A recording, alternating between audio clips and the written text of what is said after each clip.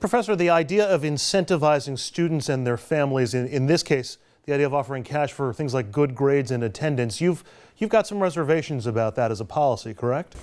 My reservation is primarily that we haven't shown that it has much effect. The studies we've done up to now do not find that these incentives actually change very much. How widespread are those examples that you've indicated? How widely has this been tested?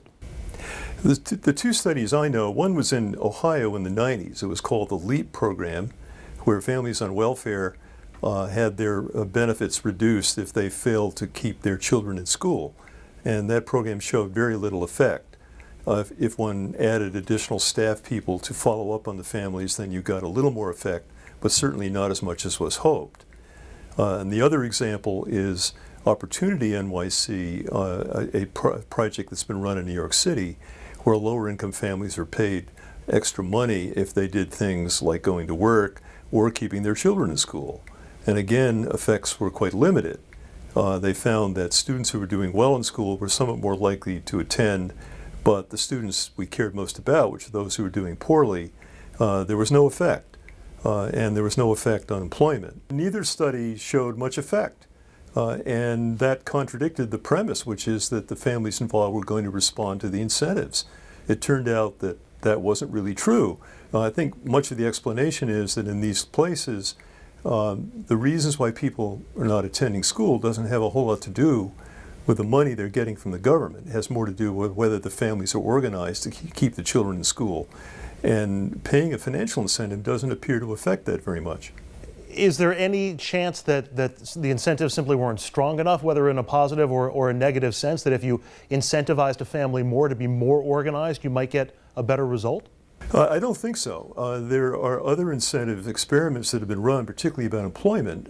There's an effort, many efforts have been made to make work pay more so that people have more reason to go to work. That doesn't have much effect either. I think the most reasonable explanation is that these are families that are really not accustomed to responding to economic payoffs. And although we may want to make sure that working or staying in school is advantageous in some sense for them, they're not going to do it more because we pay them extra money. I mean, there's no reason to think that that's the case. Much more important is for them getting a clear-cut message from the authorities that they ought to do this. It's really direction by administrators that has a much larger effect than paying extra money. Well, expand on that direction from administrators, if you would, Professor. What kind of direction are they getting from administrators that does seem to be effective? Because obviously everybody has a vested interest in trying to see people, especially in poorer communities, staying in school and expanding their educational horizons. Well, I don't know a whole lot about these education studies per se. I just know that they weren't successful. What I would expect has more effect is simply a good truancy operation. The schools have truant officers who go out and track down children who have not appeared in school and try to get them to attend. That's likely to have more effect, I would think, than economic incentives. Again, for this population, I'm not saying that no one responds to incentives, but typically it's the higher income population that responds more strongly.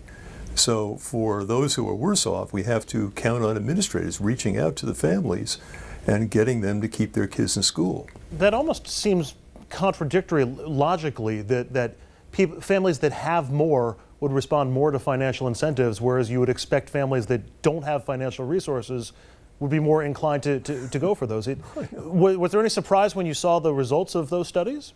No, I wasn't, because my own research has showed that this is very definitely the case in connection with employment. With employment, what counts is whether we expect people to work and whether they get a clear message that they're expected to work. And that message is more important than the economics of the situation. Now, you say it's ironic that middle-class people who have more money respond greater to incentives. I think it's better way to put that is the main reason they're middle class is that they're more attentive to incentives, and they live in a way that favors getting ahead in terms of making more money and avoiding expense and so on. Lower income people are less attuned to that. They usually are not very focused on economic payoffs. Maybe they should be, maybe they shouldn't, but if you don't focus on that, you're more likely to be lower income, and that's in fact where they are.